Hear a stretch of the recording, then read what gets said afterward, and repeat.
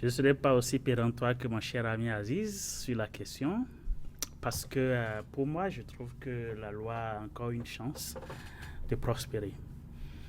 D'abord, la loi n'a pas été rejetée par la majorité en son temps. C'était introduit en commission en janvier 2024. La commission, en tout cas, les membres de cette commission des lois ont jugé irrecevable cette proposition de loi parce que ça comportait un certain nombre d'irrégularités. Et pour un petit rappel, la commission, c'est le bras technique de l'Assemblée nationale. Donc, les acteurs entre griffes techniques ont dit en l'état, votre proposition de loi, ça ne peut pas prospérer. Et ils ont rejeté. Maintenant, le texte autorise le président de l'Assemblée nationale à programmer la loi, même si la commission rejette, pour deux raisons. Première raison, c'est-à-dire pour permettre aux initiateurs de s'expliquer, de donner leurs arguments en plénière, d'en faire un débat. Deuxième raison, de voir les contours, les retouches qu'on pourrait faire pour qu'à la fin, on puisse faire avancer la loi. Avec la procédure parlementaire. Pour ces deux raisons. Je crois que c'est pour ça que le président de l'Assemblée nationale a programmé cette proposition de loi. Maintenant, il y a une autre raison fondamentale que moi, j'ai déduit de cet acte de programmation de la loi, c'est pour l'intérêt du peuple, la cohésion nationale.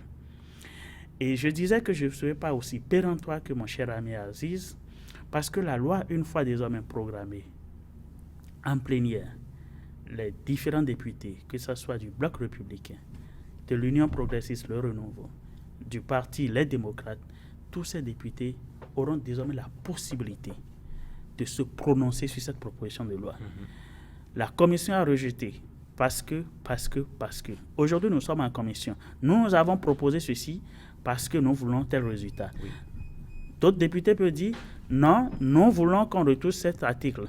Et qu'ensemble, ils vont trouver le consensus. Quand le consensus est trouvé, et ils vont trouver des articles amendés à fond la proposition de loi, ils peuvent dire maintenant, nous vous soutenons, réintroduisons, parce que pour que ça soit voté, il faudrait qu'on réintroduise d'abord. Donc, réintroduisons cette proposition de loi en tenant en compte les différentes propositions, les différents amendements que nous avons faits.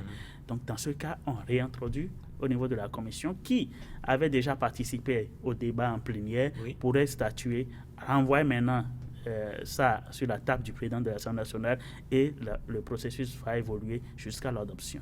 Et à ce niveau, je dis, je caricature, je prends ce temps-là, si c'est adopté, ce n'est pas que c'est tout de go faisable, parce qu'on parle d'amnistie, on parle de... Même si dans un autre pays, on a vu que c'est fait à quelques jours des élections, mais encore que là, c'était un projet de loi passé, initié par le gouvernement. Si c'est adopté avec cette proposition, il n'y a que la Cour doit avoir la validité, la conformité avec la Constitution. Si à ce niveau aussi, la loi passe...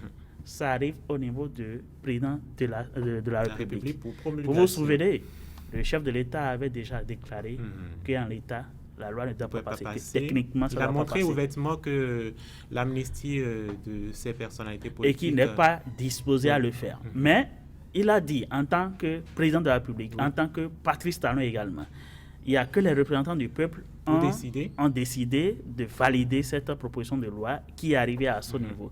Lui aussi, il a deux choix. Premier choix, il demande une relecture de la loi votée. Et là, il peut dire, cette relecture doit prendre en compte ceci, cela. Donc, du coup, il renvoie la loi au député et dit, faites-moi la relecture. Deuxième possibilité, il peut décider de ne pas promulguer. Parce qu'il a ces prérogatives-là de promulguer, de ne pas promulguer. Mais quand c'est arrivé à son niveau et qu'il n'est pas promulgué, c'est un peu compliqué. Et l'option que je trouve beaucoup plus probable, c'est la demande de la relecture si ça arrive à son niveau. D'accord. Au même moment, ça c'est le chemin d'adoption. Il y a l'autre bras qui est de ce que la loi sera recalée. D'accord. C'est programmé, mais les députés, quand ils vont finir leur débat, ils disent on ne vote pas. Mais je crois fondamentalement que les raisons que pourraient évoquer les députés de la mouvance présidentielle, c'est que ça ne vient pas d'eux. D'accord. Alors, personne ne veut laisser la palme d'or à quelqu'un d'autre. D'accord. Et je crois que cette palme d'or, il faudrait que ça soit peut-être du gouvernement ou les députés de la mouvement présidentiel.